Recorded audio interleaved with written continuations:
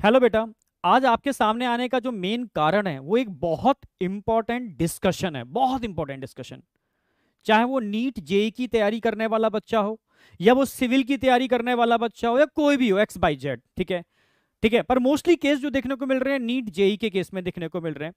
तो ये important discussion मेरा आपसे भी है, ये इंपॉर्टेंट डिस्कशन मेरा आपके पेरेंट्स से भी है, और सोसाइटी के उन सब लोगों से है जो कहीं ना कहीं इसके लिए रिस्पॉन्सिबल होते हैं। तो काफी इंपॉर्टेंट डिस्कशन है बेटा, ठीक है। थोड़ा ध्यान से सुनना और समझना इन चीजों को, ठीक है। आज हम उन सारी प्रॉब्लम्स को डिस्कस करने वाले हैं जो इस जर्नी के दौरान होती हैं और जो लास्ट में नेगेटिव थॉट्स के लिए रिस्पॉन्सिबल होती हैं। मैं ये नहीं कहता सारे बच्चों के अंदर ये नेगेटिव थॉट्स आता है, कुछ बच्चे हाईली सेंसिटिव होते हैं, वहां इस टाइप के थॉट्स जनरेट होते हैं, हाईली सेंसिटिव होते हैं, ठीक है। मोस्टली बच्चा इंटरनल स्ट्रांग होता है, मजबूत होता है, उसके केस में ये थॉट नहीं आते और आने भी नहीं चाहिए। उसको उसकी will power, internal energy highly strong होनी चाहिए, क्योंकि ये थॉट कहीं ना कहीं उसकी वीकनेस को रिप्रेजेंट करते हैं। पर ये आते क्यों हैं? तो आज हमारा जो डिस्कशन है वो ये थॉट्स आते क्यों हैं, वो कारण क्या हैं जो इस थॉट्स को क्रिएट करने के लिए रिस्पॉन्सिबल है, वो कौन कौन सी मिस्टेक्स हैं जो आप इस जर्नी में करते हो।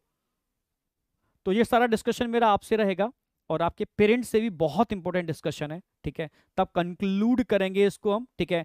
हम इसकी प्रॉब्लम्स को भी डिस्कस करने वाले हैं, इसके सॉल्यूशंस को भी डिस्कस करने वाले हैं। क्लियर? बिल्कुल। चलो स्टार्ट करते हैं।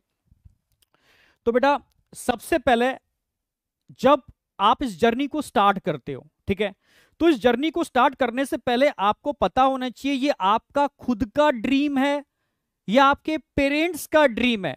रियलिटी में तो ना तो बच्चों को पता होता कि ये मतलब मेरा ड्रीम है या मैं पेरेंट्स का ड्रीम जी रहा हूं, मैं किसका, मतलब बच्चा बहुत कंफ्यूज होता है, ठीक है।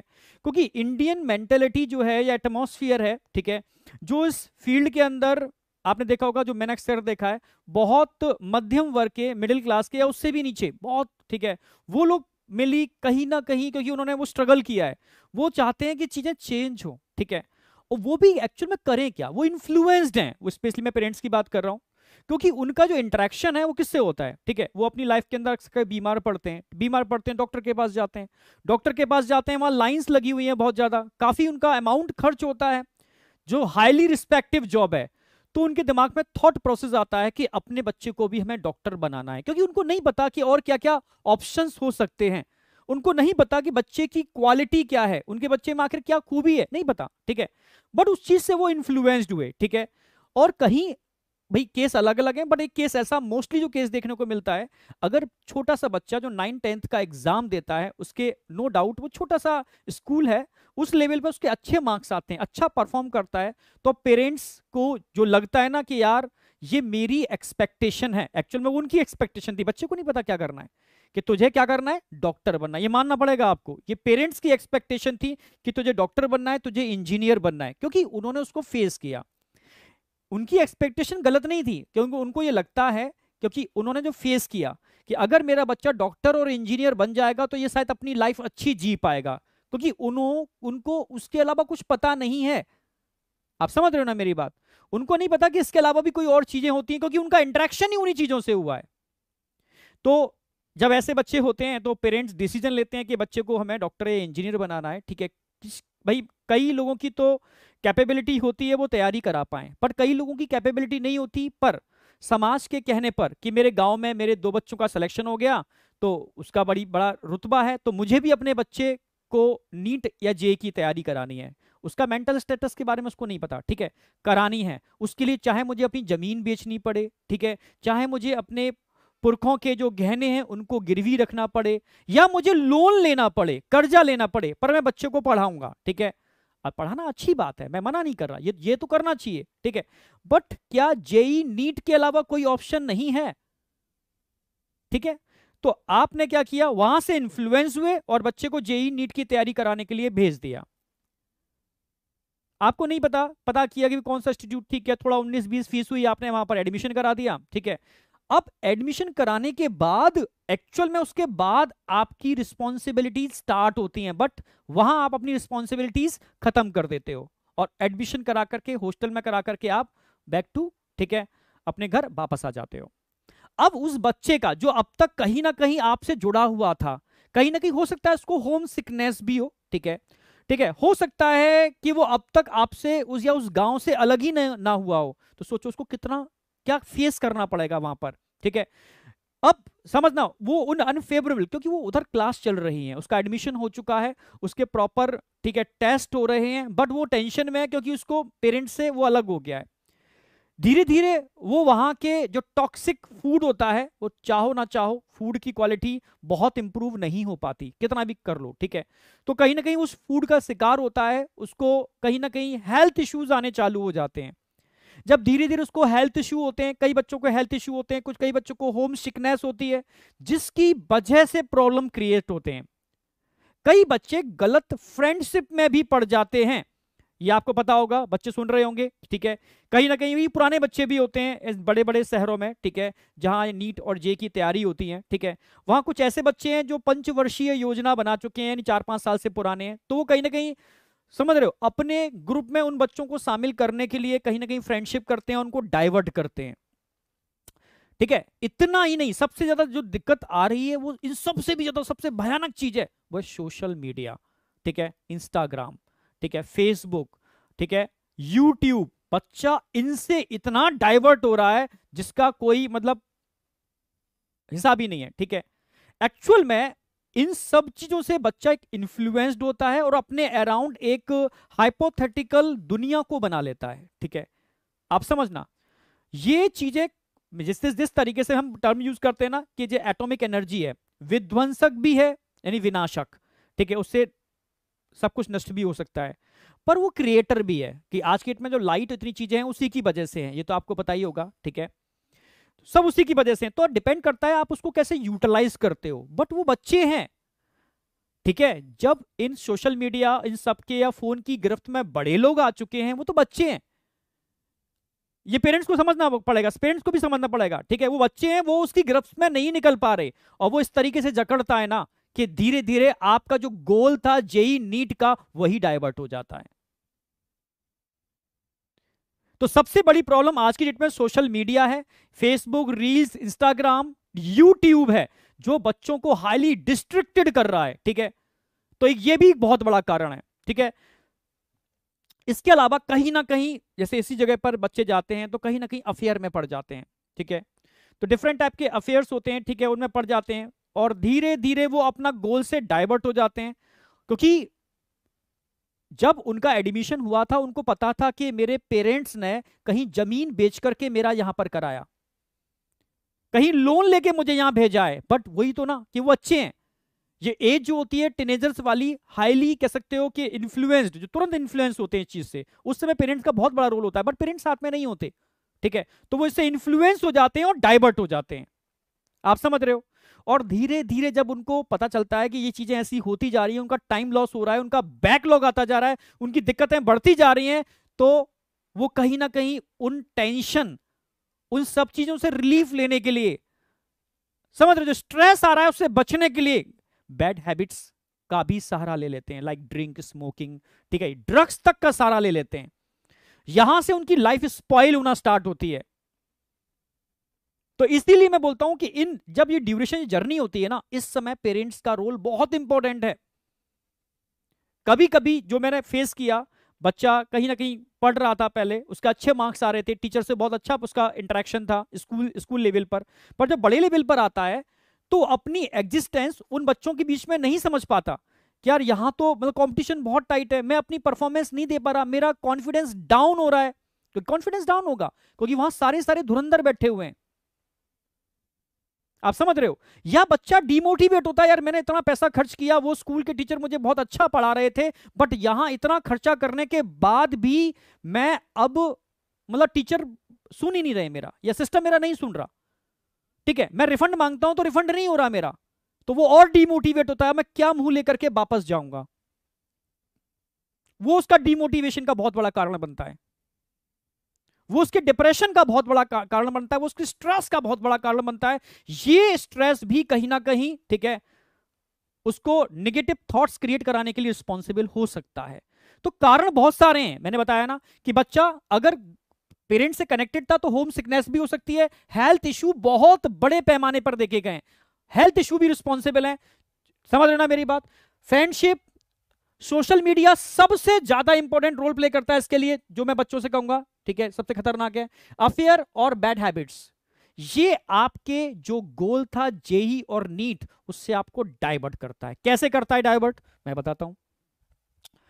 जिसकी वजह से आप डिमोटिवेट होते हैं और डिप्रेस्ड होते हैं। तो सबसे पहले जब आप इन चक्करों में पड़ते हैं तो आपका जो एकेडमिक ईयर चल रहा था वहां बैकलॉग होना स्टार्ट होता है आपका, ठीक है। बैकलॉग होगा ही होगा, ठीक है, कहीं ना कहीं आप फंसोगे तो वहां बैकलॉग होगा, समझना बेटा। और इसको आपको एक्सेप्ट करना पड़ेगा, ये रियलिटी है, ठीक है। जब धीरे धीरे बैकलॉग होता है तो बैकलॉग कवर करने का तो हमारे पास टाइम ही नहीं है, उधर टेस्ट भी लगे हुए हैं, क्योंकि जो जितने भी इंस्टीट्यूट्स होते हैं उनको सिलेबस टाइम पर कराना है, तो वो अपनी स्पीड स्लो नहीं करते आपके अकॉर्डिंग, वो अपनी स्पीड मेंटेन रखते हैं। इधर आपका बैकलॉग का जो गैप है वो बढ़ता चला जाता है। पेरेंट्स ने तो आपको भेजा है ना, तो पेरेंट्स तो बस इतना ही जानते हैं कि बच्चे के मार्क्स आएंगे, अच्छे मार्क्स आ रहे हैं तो बच्चा पढ़ रहा है, अच्छे मार्क्स नहीं आ रहे तो बच्चा नहीं पढ़ रहा है। सिर्फ उनके दिमाग में यही थॉट आता है और कुछ समझ ही नहीं पाते वो, कि बेटा तेरे मार्क्स कम आ रहे हैं, कम क्यों आ रहे हैं, तू क्यों नहीं पढ़ रहा है, और प्रेशर जनरेट करते हैं। आप समझ रहे हो ना मेरी बात? तो धीरे धीरे क्या होता है, जब बैकलॉग जनरेट होता है और टेस्ट में उसके मार्क्स नहीं आ पाते, तब उसका सेल्फ कॉन्फिडेंस धीरे धीरे धीरे धीरे कम होना स्टार्ट हो जाता है। उसका मन नहीं करता मैं क्या करूं यार, मेरे मार्क्स ही नहीं आ रहे यार, मेरे मेरे मार्क्स बढ़ी नहीं, 200 300 400 इसी रेंज में हो रहे हैं, मेरे मार्क्स क्यों नहीं बढ़ रहे, मेरे इंप्रूवमेंट क्यों नहीं हो रहा? क्यों? क्योंकि वो धीरे धीरे डिटैच हो जाता है। उस समय सपोर्ट की जरूरत थी, उस समय उसको पेरेंट्स के सपोर्ट की जरूरत थी, उस समय उसको कुछ टीचर्स के सपोर्ट की जरूरत थी, उस समय उसको अच्छे फ्रेंड्स के सपोर्ट की जरूरत थी, पर वो अपने को अकेला फील करता है, क्योंकि कहीं ना कहीं वो इन सब चीजों में जो बताया मैंने, जो उसको डिस्ट्रिक्टेड कर रहे थे, जो उसको उसके गोल से डाइवर्ट कर रहे थे, ठीक है, उसमें फंस चुका था, जिस वजह से उसकी एकेडमिक परफॉर्मेंस डाउन हो रही थी, गैप धीरे धीरे बढ़ रहा था, और ये आगे जाकर के गैप और बढ़ जाता है। उधर पेरेंट्स का प्रेशर आना चालू होता है कि बेटा तेरे मार्क्स नहीं आ रहे, ठीक है, तू पढ़ क्यों नहीं रहा। इतना ही नहीं भाई, जो सोसाइटी होती है वो भी प्रेशर डालना चालू कर देती है। टीचर ही मान लो, ठीक है, यार मैं तुझे रोज पढ़ाता हूं, तेरे मार्क्स क्यों नहीं आ रहे, तू इंप्रूवमेंट क्यों नहीं कर रहा। पर ये ढूंढने की कोशिश नहीं की कि मार्क्स नहीं आ रहे तो उसका कारण क्या है, क्या बच्चे के संग पीछे बिहाइंड बिहाइंड पिक्चर क्या चल रहा है, आखिर वो अपनी परफॉर्मेंस क्यों नहीं कर पा रहा। क्या कोई हेल्थ इश्यू है उसके लिए, क्या कहीं वो किसी गलत संगत में पड़ गया, क्या वो होम सिकनेस से परेशान है, क्या वो अकेला है, वो समझ नहीं पा रहा कि मुझे क्या करना है, कैसे मैनेज करूं, क्या उसका बैकलॉग बहुत ज्यादा जनरेट हो चुका है, वो नहीं समझ पा रहा कि मुझे पढ़ाई करनी कैसे है, वो साथ नहीं चल पा रहा, तो उसके लिए कोई सपोर्ट सिस्टम है? नहीं है। सपोर्ट सिस्टम सिर्फ कुछ ही टॉपर्स बच्चों के लिए होते हैं, जबकि एक्चुअल में उनको जरूरत नहीं है सपोर्ट सिस्टम की, वो सेल्फ मोटिवेटेड है, वो बढ़ जाएंगे निकल जाएंगे, सपोर्ट ना भी करो तो निकल जाएंगे, पर इनको सपोर्ट की जरूरत है। यहां आकर के ये गैप जनरेट होता है और नेगेटिव थॉट्स आना स्टार्ट होते हैं, ठीक है, और कहीं ना कहीं यहां पर आकर के बच्चा ओवर थिंक करना चालू कर देता है, ठीक है। अक्सर कर मैं टर्म यूज भी करता हूं, ठीक है, कि ब्रेन से लूज मोशन, ओवर थिंकिंग के लूज मोशन स्टार्ट हो जाते हैं। मेरा सिलेक्शन होगा या नहीं होगा, मैं कर पाऊंगा नहीं कर पाऊंगा, मेरे मार्क्स अच्छे आएंगे नहीं आएंगे, क्या होगा अगर मेरा सिलेक्शन नहीं हुआ, मैं क्या मुंह दिखाऊंगा अपने घर में जाकर के अगर मेरा सिलेक्शन नहीं हुआ। तो ये नेगेटिव थॉट्स यहां से जनरेट होना स्टार्ट होते हैं, नेगेटिव थॉट्स। जब ये गैप बढ़ जाता है तब बच्चा क्विट कर लेता है कि भाई इस साल मैं नहीं कर पाऊंगा, इस साल मुझसे नहीं होगा, अब मैं नेक्स्ट ईयर ही तैयारी करूंगा। जैसे ही उसने ये थॉट बिठाया उसका सारा साल एकदम जीरो हो जाता है, जबकि लास्ट टाइम तक उसको लगना चाहिए था। उसका वहां पर आकर के पूरा ईयर एकदम ड्रॉप लेने का डिसीजन ले लेता है, फिर नेक्स्ट ईयर ड्रॉप करता है, क्योंकि उसने गलतियों पर काम नहीं किया था। तो ये गलतियां फिर रिपीट होंगी और नेक्स्ट ईयर फिर ड्रॉप होगा, वो और प्रेशर में आएगा। उधर पेरेंट्स प्रेशर डालेंगे, क्योंकि पेरेंट्स के ऊपर प्रेशर बढ़ रहा है, यार तुम्हारे बच्चे को 2 से 3 साल हो चुके, 2 से 3 साल हो चुके, क्योंकि पेरेंट्स के ऊपर और लोगों का, क्योंकि वो सबकी सुनता है और सुनने से चीजें गड़बड़ होती हैं, ठीक है, आप अपने टारगेट से भटक जाते हो। जैसे एक छोटी सी मैं एक बताता हूं, ठीक है, कि कभी किसी की सुननी नहीं चाहिए, इसलिए मैं टर्म यूज करता हूं। छोटी सी एक स्टोरी है, ठीक है, एक किसान था, ठीक है, तो वो खेती के साथ साथ तालाब में जाकर के जो बतख होते हैं ना, तो उनको मतलब शिकार किया करता था उनका। तो उसने शिकार के लिए कुत्ते को भी मार्केट से परचेज किया कि मैं कुत्ते की मदद लिया करूंगा इस शिकार के लिए। तो कुत्ते को एक दिन शिकार पर ले गया, तालाब में बतख की शिकार पर। तो देखा वो कुत्ता पानी में डूब नहीं रहा था, पानी के ऊपर चल रहा था। समझना मेरी बात। वो शॉक्ड रह गया कि यार ऐसे कैसे, ये डूब क्यों नहीं रहा, ये पानी के ऊपर चल क्यों रहा है, ठीक है। और उसकी हेल्प से ये बहुत ज्यादा बतख का शिकार कर पाया। वो घर आता है, तब उसने सोचा कि ये वाली बात मैं अपने दूसरे मित्र को बताऊंगा। वो भी बतख का शिकार करता था, ठीक है। तो एक दिन उसने उसको भी बुलाया और शिकार पर गए। अगेन वही चीज सारी सारी रिपीट हुई। अंदर सोच रहा था कि मेरा मित्र मुझसे पूछ क्यों नहीं रहा, क्योंकि ये एक अजूबा है, ये ऐसा होता ही नहीं है। तो उसने मित्र से, ठीक है, कहा कि आपको कुछ विशेष नहीं लग रहा इस कुत्ते में। वो कुछ बोला नहीं, ठीक है। बार बार पूछा तो ना, क्या विशेष, इसमें विशेष क्या है, कुछ भी विशेष नहीं है। उन्हें ये पानी पर चल पा रहा है, डूबता नहीं है। तो उसने क्या रिस्पॉन्स दिया, नहीं इसको तैरना नहीं आता, ये पानी पर तैर नहीं पाता। आप समझ रहे हो ना। यानी दुनिया में ऐसे लोग हैं जो आपकी सिर्फ निगेटिविटी को देखते हैं, आपकी पॉजिटिविटी को नहीं देखते। आप समझ रहे हो। आप अगर सेलेक्ट नहीं हो पाओगे तो आपके ऊपर उंगली करेंगे। अगर आप समझ रहे हो ना, आप में क्या क्वालिटी है उस पर फोकस नहीं कर रहे हैं, वो आप में क्या कमी है उस पर फोकस कर रहे हैं। इसीलिए मैं कहता हूं कभी दूसरों की बात सुनना बंद कर दो, किसी की मत सुनो, सिर्फ अपना टारगेट सेट करो, उस टारगेट पर काम करो, ठीक है। जिसकी वजह से आप ओवरथिंक, डर की वजह से ओवरथिंक करना चालू कर देते हो। 1 साल से 2 साल 3 साल ड्रॉप हो जाता है क्योंकि गलतियों पर काम नहीं किया था, और वो धीरे धीरे धीरे धीरे इतना नेगेटिव थॉट जनरेट कर देता है कि रिटर्न होने का वो सोचता है कोई मतलब ही नहीं है। और वहां से उसके वो नेगेटिव थॉट जनरेट करते हैं जो उसको पुश करते हैं। हाँ, मैं ये नहीं कह रहा सारे बच्चे होते हैं, पर कुछ % बच्चे होते हैं जो उस नेगेटिव थॉट्स के प्रेशर में आ जाते हैं और गलत डिसीजन ले लेते हैं। मेरी बात समझ रहे हो। तो मेनली हमें करना क्या है, ठीक है। हमें इस जो माया जाल है जिसमें हम पड़ जाते हैं, ठीक है, इस जर्नी के दौरान किस पर फोकस करना है, how to improve yourself, ठीक है। कैसे आप इंप्रूव करोगे, कैसे आप अपने गोल को अचीव कर पाओगे, कैसे नेगेटिव थॉट से बचा जा सकता है, बस मैं वही आपसे डिस्कस करूंगा। वो जरूरी है आपके लिए, ठीक है। सबसे पहला इंपॉर्टेंट रूल है बिलीव इन योर सेल्फ। सबसे पहले अपनी ऊपर बिलीव करना सीखो, बहुत इंपॉर्टेंट रोल प्ले करता है बिलीव इन योर सेल्फ। इसके लिए भी छोटी सी स्टोरी आपको मैं डिस्कस करूंगा, ठीक है। एक गांव था, उसमें एक बाबा हुआ करते थे, ठीक है। जब भी बारिश की रिक्वायरमेंट होती थी तो वो बाबा नाचा करते थे। जब वो बाबा नाचा करते थे तो मतलब बारिश हो जाती थी, ठीक है। ये उनका फिक्स था, यार इनके पास कोई दैव्य शक्ति है, जब ये नाचते हैं तो गांव में बारिश होती है। शहर से कुछ बच्चे लड़के आए हुए थे, ठीक है, उस गांव में। जब उन्होंने ये वाली बात सुनी तो उन्होंने कहा हाँ हम भी नाचते हैं, तो हम भी नाचेंगे तो बारिश हो जाएगी, इसमें कोई वो नहीं है, ठीक है। तो उन्होंने नाचना स्टार्ट किया। गांव वाले सब इकट्ठे हुए देखने के लिए, अच्छा ये तो बहुत मतलब एक और कोई शक्तिशाली लोग आ गए, ठीक है। तो वो नाचना स्टार्ट किया तो थकते गए, एक एक बच्चा गिरता गया, थकते गए, एक एक बच्चा गिरता गया, और चारों डांस कर लिए बट बारिश नहीं हुई। फिर उन्होंने कहा कि आप उसको बुलाओ, उसको एक बार नचाओ, देखें बारिश कैसे होती है।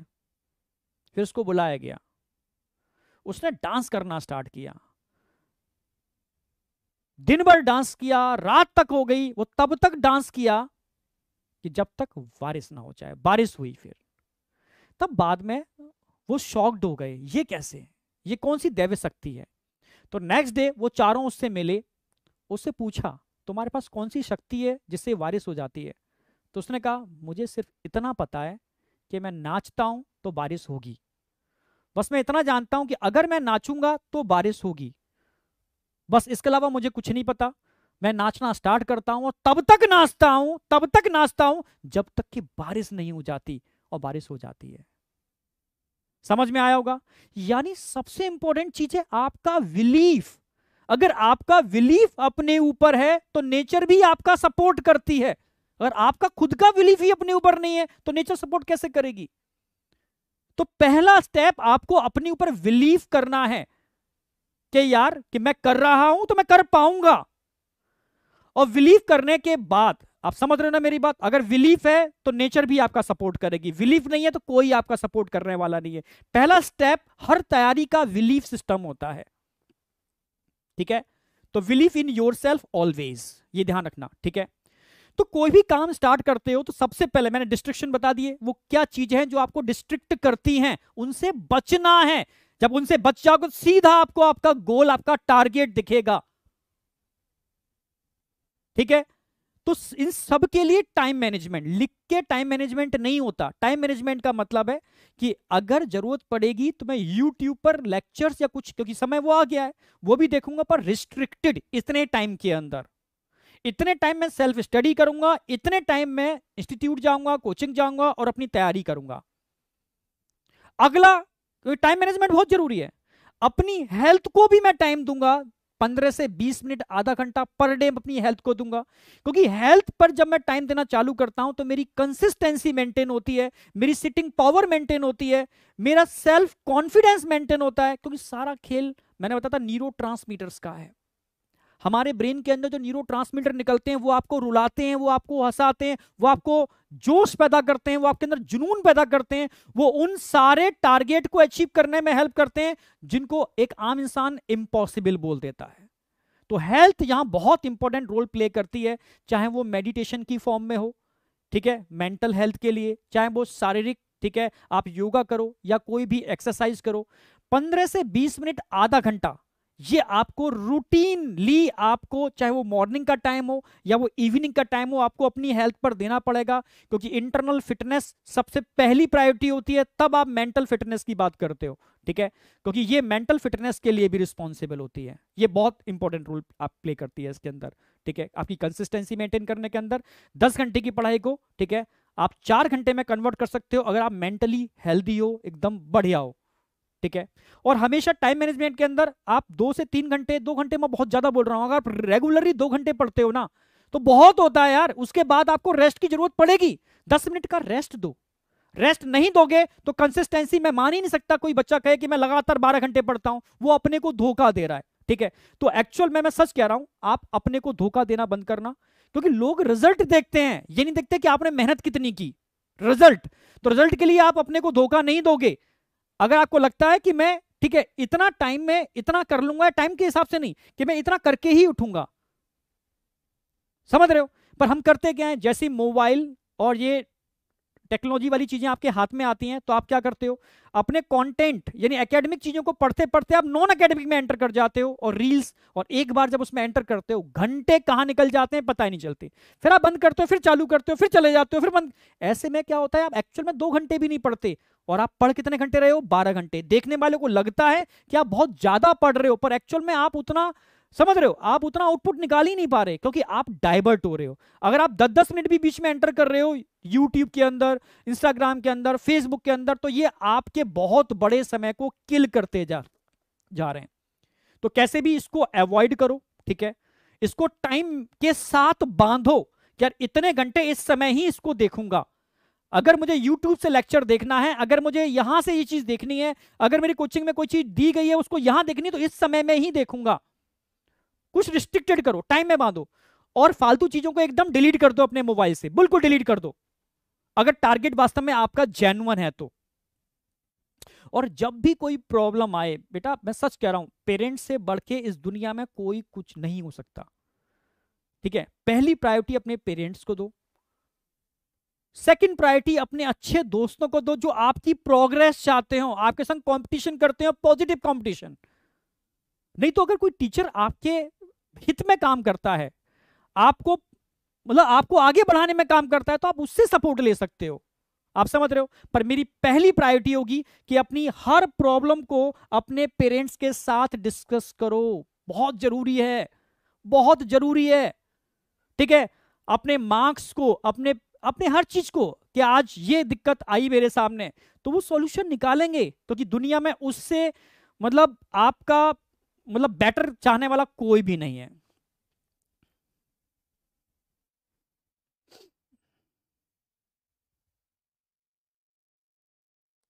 तो इस पे हमेशा फोकस करो कि ऑलवेज फोकस्ड। जब भी आप मतलब जब भी प्रॉब्लम में आ रहे हो तो आप टीचर्स का सहारा ले सकते हो, अच्छे फ्रेंड्स का सहारा ले सकते हो, पर पहली प्रायोरिटी पेरेंट्स को दोगे। मेरी बात समझ रहे हो ना? पहली प्रायोरिटी आप अपने पेरेंट्स को दोगे। तो नॉन एकेडमिक में आपको इन सब पर ध्यान रखना पड़ेगा। ये आप के लिए, आपकी परफॉर्मेंस के लिए बहुत जरूरी है। हेल्थ में खाना भी इंक्लूड होता है। कोशिश करो बाहर का तला हुआ खाना कम से कम खाओ, हेल्दी फूड पर फोकस करो, फ्रूट्स पर फोकस करो, ठीक है? मिल्क और मिल्क प्रोडक्ट अवॉइड करो, ठीक है? तो ये चीज कहीं ना कहीं, क्योंकि जैसा इस बॉडी के अंदर आप डालोगे, ये एक तरीके से हवन कुंड है, ठीक है? आप जो चीजें इसमें डालते हो वैसी फ्यूम्स निकलती हैं आपके बॉडी और आपके मेंटल के लिए, वो वैसा ही परफॉर्मेंस देती हैं, ठीक है? तो हल्का खाना खाओ, नेचुरल फूड लो, ठीक है? ये आपकी परफॉर्मेंस को, आपके सोचने की क्षमता को मल्टीपल टाइम बढ़ाने का काम करती है। मेरी बात समझ पा रहे होगे आप, ठीक है? फिर बात आती है, ठीक है, तो मैंने हमेशा बोला पेरेंट्स पर सबसे ज्यादा फोकस करो, पेरेंट्स पर।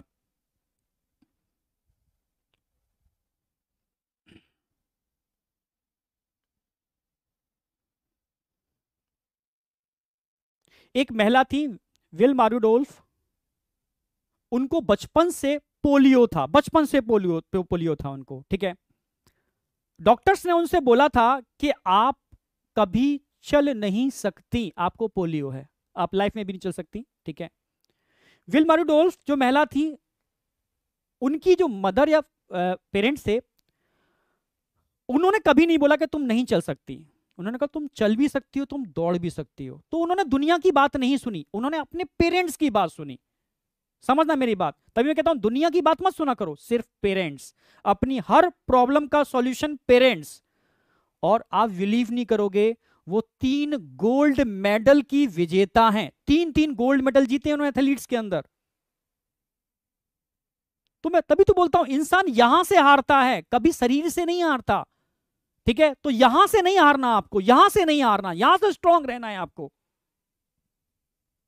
यहां से स्ट्रांग रहोगे तो कुछ भी कर पाओगे। ये तो आपके क्या लग रहा है कि आपकी लाइफ के अंदर नीट और जेई, मुझे भी याद है जब मैं 10th में था और मेरे बोर्ड के एग्जाम थे, तो मुझे लग रहा था दुनिया का सबसे बड़ा एग्जाम ये 10th का एग्जाम है। हे भगवान कैसे भी करके निकलवा दो, हे भगवान कैसे भी करके निकलवा दो, यही एक एग्जाम बचा है लाइफ का। 10th का एग्जाम हो गया, ठीक है? फिर नॉर्मल लाइफ चालू हो गई, फिर 12th का एग्जाम आ गया, अरे फिर से एक बोर्ड आ गया, एग्जाम आ गया। हे भगवान कैसे भी करके इस एग्जाम को क्वालिफाई करा दो, ठीक है? फिर आप समझ रहे हो 12th के बाद फिर आगे जाकर के कंपटीशन, फिर समझ रहे हो ना, इधर रिसर्च में कंपटीशन, फिर आपकी जॉब में कंपटीशन। तो ये तो भाई एक पूरी लाइफ है। लाइफ में जगह जगह पे आपको छोटे छोटे पड़ाव मिलेंगे। नीट जेई की तैयारी तो बेटा एक छोटा सा एक एग्जाम है जो आपके फ्यूचर को डिसाइड नहीं कर सकता। समझ रहे हो? मुझे अभी भी याद है, एक बच्चा था, ठीक है, मेरे साथ, ठीक है, मेरे स्टार्टिंग में मैंने पढ़ाया था, ठीक है? तो वो मतलब नो डाउट पढ़ता था, अच्छा पढ़ता था, पर अच्छे मार्क्स नहीं आते थे उसके, ठीक है? पर वो मुझे बताता कि इतनी छोटी एज पर वो ट्रेडिंग करता था, कुछ शेयर में कुछ करना जानता था, वो सब चीजें मैं उस समय नहीं जानता था, मैं नहीं जानता था। वो बैठ करके 12th क्लास का बच्चा, वो शेयर मार्केट में एंटर करता था, थोड़ा सा अमाउंट, थोड़े बहुत पैसे इकट्ठे करता था, वो लगाता था, उससे वो चीजें करके करके करके वो बड़ा अच्छा करता था। एक दिन उसने मुझे सारी हिस्ट्री समझाई कि सर देखो मैं बैठा हूं, सर मैंने इतने, मेरे 100 रुपए 200 रुपए मैंने पॉकेट मनी से इकट्ठे किए थे, मैंने देखो यहाँ लगाए, देखो ये हुआ, फिर ये किया, ये किया, आज मैंने इतना पैसा इकट्ठा कर लिया। मैंने तू पढ़ क्यों रहा है भाई, तू पढ़ क्यों रहा है, तेरे अंदर टैलेंट है। अब सोचो उसके पेरेंट्स ने कहा नहीं तो डॉक्टर इंजीनियर बनना है, तो वो पढ़ रहा था, ठीक है, नो डाउट उसने पढ़ा पर नहीं सिलेक्ट हुआ, तो उसकी लाइफ थोड़ी ना रुक गई बेटा। वो आज की डेट में बहुत सुपर ट्रेडिंग करता है, सुपर लेवल की ट्रेडिंग करता है। शायद मेरे पास इतना अच्छा घर नहीं है, इतना अच्छा घर उसके पास है। आप समझ रहे हो ना मेरी बात? मतलब इसलिए मैं कहता हूं हर इंसान के अंदर कुछ ना कुछ तो है यार, समझना होगा उसको। आप भीड़ का हिस्सा मत बनो, भीड़ में भाग रहे हो, भीड़, मैं ये नहीं कह रहा, ठीक है? मैं मानता हूं कि भाई इस दुनिया के अंदर अभी अपनी इंडिया का जो माइंड थॉट है, इसमें हम लोग डॉक्टर इंजीनियर, नो डाउट यहाँ पैसा बहुत है, यहाँ रिस्पेक्ट बहुत है, तो पूरी भीड़ उसी के पीछे भाग रही है, ठीक है? अगर आपको लगता है आप कर सकते हो तो आप चलो, मैं मना नहीं कर रहा बेटा उसके लिए। पर उस पर आश्रित मत हो जाओ यार, मेरे 2-3 अटेम्प्ट दे दिए आप, अब मैं क्या, अब तो मेरी लाइफ ही खत्म हो जाएगी, मैं कोई डिसीजन ले ही नहीं सकता, अब तो मेरी लाइफ में यही यही एग्जाम है, नीट और जेई, अब कुछ बचा ही नहीं है मेरे पास। अरे भाई, आपने ट्राई किया, अपना 100% दिया ना, और आपको लगता है तो आप इस फील्ड के लिए बने ही नहीं हो, ठीक है। क्योंकि इंडियंस के अंदर ये है भाई, बच्चा हो या पेरेंट्स हो, ठीक है, वो नहीं समझ पाते कि एक्चुअल में हमारे बच्चे में क्वालिटी क्या है, या बच्चा या मेरे अंदर क्वालिटी क्या है, उसको समय के साथ पता चलता है। समय के साथ मैंने कभी नहीं सोचा था मैं टीचर बनूंगा, ठीक है, मैं रिसर्च में था, पर मजबूरी में जब मैंने टीचिंग की और जब मुझे फीडबैक मिला कि आप टीचिंग के लिए ही बने हो, तो मुझे लगा यार ठीक है। जब मैं घंटों पढ़ाता था, मुझे थकान ही नहीं होती थी, मुझे मजा आता था, तब मुझे लगा कि यार एक्चुअल में इंसान उस काम के लिए बना है जिसको घंटों करने के बाद भी उसमें थकान नहीं होती, कोई डिमोटिवेशन नहीं होता, चाहे वो काम छोटा ही क्यों ना हो। और आपको कुम्हार की तरह बर्तन बनाने में मजा आता है तो आप उसमें बढ़िया कर जाओगे, और आपको हेयर कटिंग करने में मजा आता है तो आप उसमें बढ़िया कर जाओगे, आपको पेंटिंग करने में मजा आता है तो आपको उसमें बढ़िया कर जाओगे। उस बच्चों को ट्रेडिंग करने में मजा आता था, वो ट्रेडिंग के अंदर आज सुपर लेवल पे पहुंच गया। तो डिपेंड करता है आपको किस में इंटरेस्ट है। तो आप नो डाउट कभी नहीं समझ, भाई मैं भी था, मैं भी 12th तक नहीं समझ पाता था कि मुझे करना क्या है, कहां जाना है, कोशिश की, नहीं हुआ तो इधर चले गए, ठीक है। पर उधर लाइफ एंड नहीं होती। मैं बिलीव नहीं करोगे, आप पुरानी हिस्ट्री पूरा बैक उठा के देखो, जितने भी इंडिया के या वर्ल्ड के टॉप मोस्ट लेवल पर हैं, या इंडिया के टॉप मोस्ट लेवल पर हैं, क्या वो एकेडमिक में बहुत ज्यादा आगे ग्रो कर पाए थे क्या? अपना हिस्ट्री, साइंटिस्टों की हिस्ट्री उठा के देखो, क्या एकेडमिक में बहुत ज्यादा उन्होंने नीट जेई जैसे एग्जाम क्वालिफाई किए थे क्या? नहीं बेटा, ठीक है। मैं ये नहीं कह रहा कि एकेडमिक आपको इंप्रूव करता है, एकेडमिक आपकी क्वालिटी को इंप्रूव करता है। तभी तो मैं कहता हूं, कई बच्चे ऐसे भी हैं जो मुझे अभी बीच में मिले थे कि सर नहीं हुआ, पर हम रुके नहीं, हमने अपनी एजुकेशन कंप्लीट की, आपने इतना अच्छा पढ़ाया था और आज हम पढ़ा रहे हैं, 2 से 3 लाख रुपए महीने कमा लेते हैं, ठीक है। आपका इसके लिए मतलब बहुत, उन्होंने बहुत ज़्यादा पैरों में मतलब छुए, पैर छुए, पेरेंट्स से मिलाया, मेरी भी आंखों में आंसू आ गए, ठीक है। तो मतलब ऐसे बहुत सारे बच्चे हैं बेटा जो कहीं ना कहीं, आप बेकार इन चीज़ों सीखो, आप क्या इंप्रूव कर सकते हो, इस सब्जेक्ट से क्या ले सकते हो, फिजिक्स, केमिस्ट्री, जूलॉजी, बॉटनी, यहां तक कि इंग्लिश में भी अगर आप महारत हासिल कर लो ना, तो पैसे की कमी नहीं है। भाई आपको करना क्या है, आपको डॉक्टर बनना है, इंजीनियर बनना है, या सक्सेस पर्सन बनना है, ये डिसीजन आप लो ना। तो आप पहले ट्राई करो, ठीक है। और मैं हमेशा कहता हूं, अगर आप भीड़ में भागोगे तो सक्सेस होने की प्रोबेबिलिटी कम है, भीड़ के अपोजिट भागोगे सक्सेस होने की प्रोबेबिलिटी ज्यादा होती है, ठीक है। तो सीधी सी बात है बेटा, नीट जेई बहुत अच्छा एग्जाम है, नो डाउट, पैसा बहुत है इसमें, ठीक है, रिस्पेक्ट बहुत ज्यादा है, पर आप अपना 100% दो। और आपको लगता है कि मैं नहीं कर पा रहा, तो लाइफ वहां पर एंड नहीं होती, लाइफ अब अगेन, नई लाइफ अब स्टार्ट होती है, नया गोल स्टार्ट होता है, आपकी नई एनर्जी स्टार्ट होती है। नहीं, मैं अब इस काम में, मैं इसमें परफेक्ट हूं, मैं इसमें बेटर कर सकता हूं, आप उसमें करो, आप नो डाउट बेटर करके जाओगे, बहुत बेटर करके जाओगे, ये मेरा मतलब बिलीफ है, क्योंकि मैंने देखा है इन चीजों को होते, देखा है मैंने, ढेर सारे बच्चों को होते देखा है मैंने, जिसने क्या क्या किया और बीच में यहां करके वो कहां आज की डेट में बहुत अच्छे लेवल पे पहुंच गए। तो इसलिए लाइफ रुकती नहीं है, जेई नीट कोई लाइफ का लास्ट एग्जाम नहीं है, यहां से तो स्टार्टिंग होती है भाई। एग्जाम तो देखो आगे कितने सारे देने हैं आपको, लाइफ में एग्जाम बहुत सारे देने हैं, इसलिए मैं कहता हूं अपनी मेंटल पावर को स्ट्रॉन्ग करना है आपको, ठीक है। फिर बात आती है भाई, ये तो हम टाइम मैनेजमेंट करना है, ठीक है। अगर आपका सॉल्यूशन मैं बता रहा हूं कि आपको नीट जेई तोड़ना है, क्रैक करना है, तो आपको करना क्या होगा? सबसे पहले भाई बैकलॉग आता ही है, चाहे कुछ भी कर लो बैकलॉग आता ही है। एकेडमिक में क्या क्या बेटर कर सकते हो आप अपने टारगेट को अचीव करने के लिए, नीट जेई क्या कोई भी एग्जाम हो, ठीक है। तो पहले आपको अगर बैकलॉग आता है तो उस पर काम करना है। बैकलॉग पर काम कैसे करना होता है? इसके लिए हमेशा सिंगल शॉट आप लेक्चर्स को यूज कर सकते हो, बैकलॉग को कम समय में कवर करने के लिए। जितनी भी छुट्टियां होती हैं उनको यूटिलाइज कर सकते हो, पर करना पड़ेगा, अपने आप नहीं होगी, ठीक है। अपनी विल पावर को स्ट्रॉन्ग करना पड़ेगा। अगर चीजें बढ़ती जा रही हैं तो मैं काम करूंगा उस पर, अपना 100% दूंगा और धीरे धीरे रिड्यूस करूंगा उस चीज को, और एक दिन मैं उसको एंड भी कर दूंगा। तो बैकलॉग पर काम करना चालू करो, ठीक है। बैकलॉग के अलावा रिवीजन सबसे इंपॉर्टेंट रोल प्ले करता है, मैं हमेशा बोलता हूं, ठीक है, हमेशा बोलता हूं। सक्सेस मंत्र एक ही है, चाहे किसी भी कंपटीशन की तैयारी कर रहे हो, रिवीजन पर फोकस करो, रिवीजन पर फोकस करो। बड़े चैप्टर को छोटे चैप्टर में समराइज करो और मल्टीपल टाइम उसको रिवाइज करो। बड़े चैप्टर को छोटे चैप्टर में डायग्राम फ्लो डायग्राम में समराइज करो, और जितने टाइम में आप उस चैप्टर को पढ़ोगे उतने टाइम में 10 टाइम उसको रिवाइज कर लोगे।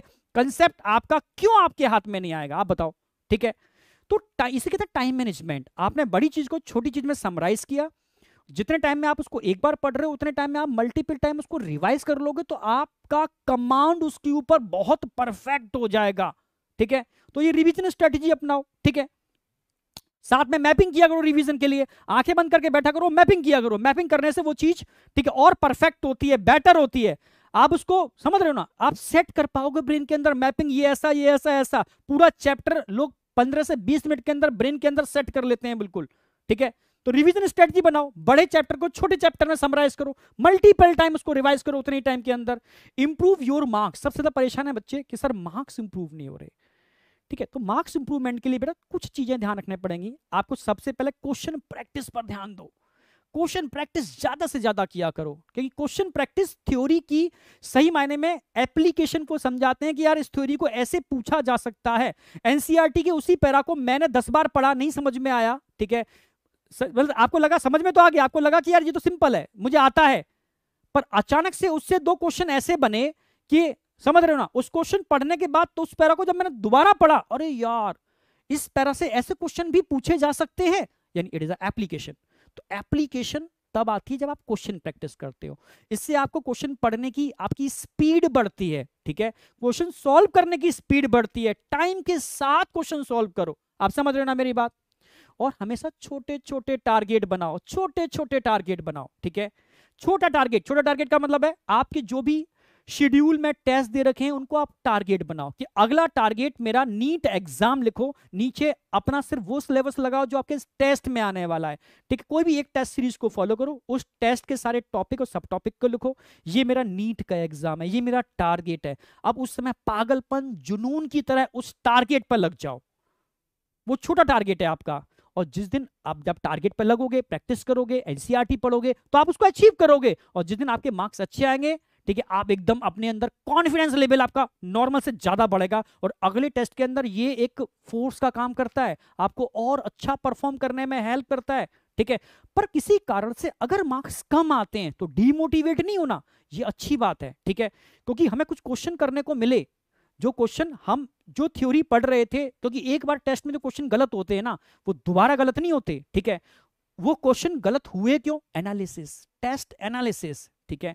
तो टेस्ट एनालिसिस के टोटल मार्क्स इतने आए थे, ठीक है। चारों सब्जेक्ट में मार्क्स को बाइफरकेट करो, ठीक है।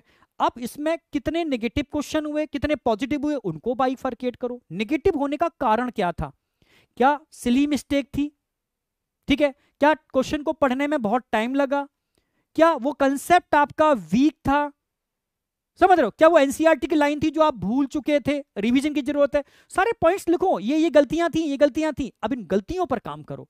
गलतियों पर काम करोगे तो अगले में अपने आप इंप्रूवमेंट होगा, जो अगेन एक फोर्स जनरेट करेगा अगले टेस्ट के लिए। तो इस तरीके से भाई कमियां सबके अंदर होती हैं, उन कमियों को आइडेंटिफाई करके जब हम उस पर काम करना चालू करते हैं तो इंप्रूवमेंट होता है। मैं ये हमेशा बोलता हूं, इंप्रूवमेंट कमियों पर काम करने से होगा, बस पढ़ते रहने से इंप्रूवमेंट नहीं होगा। मैं 12 घंटे पढ़ता हूं, मैं 15 घंटे पढ़ता हूं, कोई इंप्रूवमेंट नहीं होगा, जहां थे वहां रहोगे, ठीक है।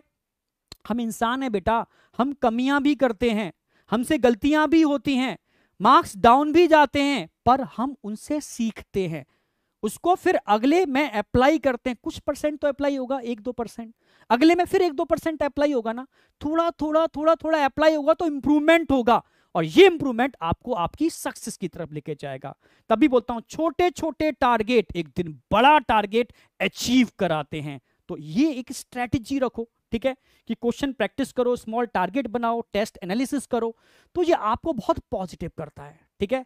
और हमेशा मैं बोलता हूं कि रिलैक्स रहा करो थोड़ा सा, ठीक है, थोड़ा सा रिलैक्स रहा करो, प्रकृति के संग भी टाइम एक्सपेंड किया करो, ठीक है। क्योंकि जब आप मेडिटेशन करते हो, प्रकृति के संग टाइम एक्सपेंड करते हो, आपका कॉन्फिडेंस लेवल बढ़ता है, आपकी विल पावर बढ़ती है, ठीक है, और आपका सेल्फ इंप्रूवमेंट होना स्टार्ट हो जाता है, ठीक है। तो पॉजिटिव रहो एकदम, ठीक है।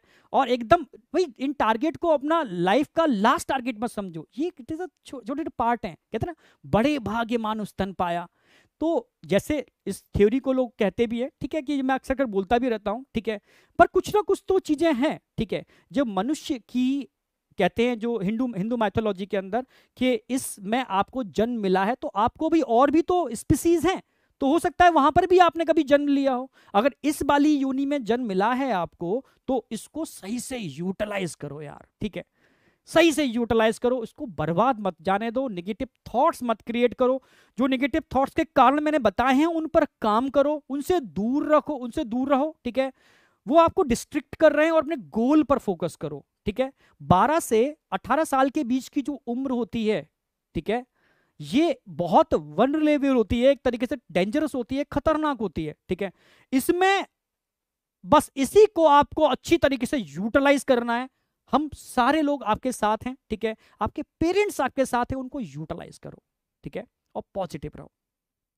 हमेशा मैं एक ही बात बोलता हूं, ठीक है, प्रैक्टिस मेक्स मैन परफेक्ट। जितनी ज्यादा प्रैक्टिस करोगे, जितनी ज्यादा प्रैक्टिस करोगे, आपके अंदर परफेक्शन का लेवल बढ़ता जाएगा, बढ़ता जाएगा, और अच्छे अच्छे लोग डरेंगे। कभी कहते हैं ना कि एक मैंने एक पहलवान था, उसकी एक कोई उसका एक दाव था, ठीक है, वो उस दाव की इतनी प्रैक्टिस कर चुका था, इतनी प्रैक्टिस कर चुका था कि चाहे कोई कितना भी बड़ा खिलाड़ी बना रहे, ठीक है, अगर उसका वो दाव उसके हाथ में आ जाए, फिर हर कोई समझता था कि अगर इसने उस वाले दाव को यूज कर लिया, दाव का मतलब होता है एक उसका एक कला थी, ठीक है, एक स्टेप था जिसकी उसने मल्टीपल टाइम प्रैक्टिस कर ली थी, जिससे उसको महारत हासिल हो गई थी, ठीक है। तो इतने मल्टीपल टाइम प्रैक्टिस करो कि आपके अंदर परफेक्शन परफेक्शन और परफेक्शन आ जाए। लास्ट में बेटा एक पेरेंट्स से मैं जरूर बोलना चाहूंगा, ठीक है, कि सबसे पहले आप सबको मेरी रिक्वेस्ट है कि बच्चों के ऊपर अपने जो भी आपके एक्सपेक्टेशन है, बच्चों के ऊपर प्लीज मत डालिए आप, ठीक है। कभी समाज की परवाह मत कीजिए, ठीक है, कि यार वो उसका बच्चा डॉक्टर बन गया, उसका बच्चा इंजीनियर बन गया, मुझे भी डॉक्टर और इंजीनियर बनाना है, ऐसा मत सोचिए। भाई सबसे इंपॉर्टेंट चीज क्या है, आपका बच्चा सक्सेस ले ले, एक अच्छा इंसान बन जाए, एक प्रोग्रेस करे अपने फील्ड के अंदर, ठीक है। क्या ये तो नहीं है कि खाली डॉक्टर ही बनाना है मुझे, इंजीनियर ही बनाना है, ऐसा तो नहीं सोचा ना आपने। ये तो सोचा है ना आपने कि मेरा बच्चा प्रोग्रेस करे, सक्सेस मिले उसको, वो अपना नाम करे, ठीक है, आशीर्वाद भी यही देते हैं, ठीक है। तो आप पहले ही डिसाइड करो। अगर आपको मैं जानता हूं कि सर हमें नहीं पता है, ठीक है, हम जो देख रहे हैं आसपास, हमें भी लगा कि बच्चे को डॉक्टर बनाना चाहिए तो हमने उसी लाइन में भेज दिया, ठीक है, बट गलत है, ठीक है। तो ये देखो कि आपका बच्चा क्या कर सकता है, क्या अच्छा कर सकता है, ठीक है, आप उस फील्ड में भेजो। अगर आपको लग रहा है कि नहीं पता सर हमें, हम जो देख रहे हैं हमने उसमें भेज, कोई दिक्कत नहीं, ठीक है। बच्चे को भी नहीं पता, आपको भी नहीं पता, आपको लगता है कि नीट जेई शायद कर सकता है, आप भेजो, पर उसका सपोर्ट करो, उसका सपोर्ट करो, क्योंकि वो आपसे अलग है। समय समय पर उसको दिक्कतें आती हैं, आपके साथ भी रह रहा है, तब भी एकेडमिक प्रेशर है उसके पास, ठीक है, उसकी सपोर्ट करो, उसकी समस्याओं को सुनो, उसका समाधान निकालने की कोशिश करो। जब आपका सपोर्ट आपके बच्चे को मिलता है तो वो, ये तो छोटे मोटे टारगेट है, वो बड़े से बड़ा टारगेट अचीव कर सकता है। तो आपकी सपोर्ट बहुत जरूरी है। अपनी सेल्फ एक्सपेक्टेशन कभी बच्चे के ऊपर मत थोपो, ठीक है, उस बच्चे को सेल्फ ग्रो करने दो। अगर वो किसी फील्ड में अच्छा कर सकता है और आपसे कह रहा है, हिम्मत कर पा रहा है आपसे कहने की, तो उसको प्रमोट करो कि बेटा कर सकता है तू, इसके अंदर कर सकता है, तो ठीक है, आप प्रमोट करो उसको, उसका साथ दो। एक टर्म यूज करते ना कि पूत कपूत तो क्या धन संचय, पूत सपूत तो क्या धन संचय। मैं यहां से कनेक्ट इसलिए कर रहा हूं, ठीक है, अगर आपका बच्चा अच्छा है, ठीक है, तो सब चीजें बेकार हैं, समझ रहे हो। अब बच्चा खराब हो गया तो धन की भी कोई इंपॉर्टेंस नहीं है, समझ रहे हो ना मेरी बात। तो ऐसा डॉक्टर इंजीनियर बना के करना क्या है, समझ रहे हो ना, जो बच्चे को मेंटल ग्रोथ को ही रोक दे, ठीक है। मैं कहता हूं कि अगर बच्चा अच्छा परफॉर्म कर रहा है करने दो, बट उसके ऊपर ओवर बर्डन, ओवर प्रेशर मत डालो। क्योंकि आजकल के जो बच्चे हैं ना, देखो पहले के टाइम जो चीजें थी वो अलग थी, वो आपके ऑरा में उसकी परवरिश होती थी, वो एटमॉस्फेयर, वो माहौल, पर आज की डेट में ऐसा नहीं हो रहा। आज की डेट में एक सोशल मीडिया, ऑनलाइन सिस्टम उसके ऊपर एक डोमिनेंट हो चुका है, उसके अराउंड एक नया ऑरा जनरेट कर लिया है। वो इस एक हाइपोथेटिकल दुनिया के अंदर है। बच्चे तो छोड़ो, बड़े लोग हाइपोथेटिकल दुनिया के अंदर हैं। वो उस हाइपोथेटिकल दुनिया का कंपैरिजन रियल लाइफ से करते हैं और डिप्रेस्ड रहते हैं, डिमोटिवेट रहते हैं। तो ये बहुत बड़ा कारण है डिमोटिवेशन का। बच्चों तो छोड़ो, बड़े लोगों का बहुत बड़ा कारण है डिमोटिवेशन का। आप रियल लाइफ से धीरे धीरे अलग होते जा रहे हो और एक हाइपोथेटिकल दुनिया में ज्यादा इंजॉय करते हो, और फिर उस हाइपोथेटिकल दुनिया का आप रियल लाइफ से कंपैरिजन करते हो, तो कहां से आप खुश रह पाओगे? ठीक है, तो वास्तविकता को समझना होगा हम सभी को। ठीक है, मैं भी एक पेरेंट्स हूं, उसी बिहाफ पर मैं आपको बोल रहा हूं। ठीक है, ठीक है। और बस मैं यही चाहूंगा कि अपनी कोई भी एक्सपेक्टेशन, कोई भी डिजायर बच्चों पर मत थोपो। वो जिस तरीके से जैसा कर सकते हैं बढ़िया उसको करने दो। ठीक है भाई, आप लोग आए थे, हम लोग आए थे, ठीक है, कर रहे हैं ना अपना अच्छे से, बढ़िया तरीके से कर रहे हैं, वो भी अच्छे से कर लेंगे वो अपनी। ठीक है, पर उनका सपोर्ट करो। ठीक है, जितना सपोर्ट करोगे उनका परफॉर्मेंस अपने फील्ड के अंदर और बढ़ता जाएगा। बस यही कहूंगा आप सबसे। ठीक है, कि सबसे इंपॉर्टेंट चीज है आपके बच्चे के अंदर इंप्रूवमेंट। सबसे जरूरी चीज है उसका सक्सेस पाना। सबसे जरूरी चीज है उसके अंदर इंप्रूवमेंट होना, या कह सकते हैं ना कि उसके अंदर, कहते हैं कि संस्कार टर्म यूज करते हैं इससे हम लोग। ठीक है, कि संस्कार डेवलप होना। ठीक है, तो संस्कार उसके अच्छे संस्कार हैं उसके अंदर, तो वो अपने टारगेट को खुद अचीव कर लेगा, एक से कैसा भी टारगेट हो। ठीक है, तो अपने बच्चों को सपोर्ट करो। ठीक है, उनके ऊपर अपनी डिजायर को मत थोपो। अगर किसी कारण से मार्क्स कम आ रहे हैं, ठीक है, तो उसके सॉल्यूशन पर काम करो। फिर भी अगर कम आ रहे हैं तो उसकी डिजायर सुनो, क्योंकि बच्चा वो नहीं समझ पा रहा है कि वो अपनी जिंदगी जी रहा है कि आपकी जिंदगी जी रहा है, किसकी जिंदगी जी रहा है, वो नहीं समझ पा रहा। ठीक है, तो सबसे ज्यादा जरूरी है कि हम सब कहीं ना कहीं, ठीक है, मतलब सही नहीं हो रहा। ठीक है, तो एक पर हम फोकस करते हैं। ठीक है, और अपने बच्चों के संग कुछ गलत ना हो। ठीक है, क्योंकि मुझे पता है आपसे बेटर आप, मतलब दुनिया में कोई नहीं है जो आपके बच्चों की लिए पॉजिटिविटी रखता है, उसकी प्रोग्रेस के लिए सोचता है। आपसे बढ़ के कोई हो ही नहीं सकता, पॉसिबल ही नहीं है, पॉसिबल ही नहीं है। पर फिर भी मिस्टेक्स हो जाते हैं, तो बस हमें उसी पर काम करना है। और वो एक फूल है, खिल रहा है, खिलने दो उसको। ठीक है, जिस डायरेक्शन में जाएगा अच्छा ही करेगा, बस मैंने कहा संस्कार अच्छे मिल जाएं उसको तो वो बहुत अच्छा बन जाएगा। ठीक है, तो बस नमस्कार, मैं यही कहूँगा। ठीक है, सबसे विनती यही रहेगी कि पॉजिटिव रहो, अपने ऊपर बिलीफ रखो, और हमेशा अच्छा ही होगा। Believe in your self. Thank you.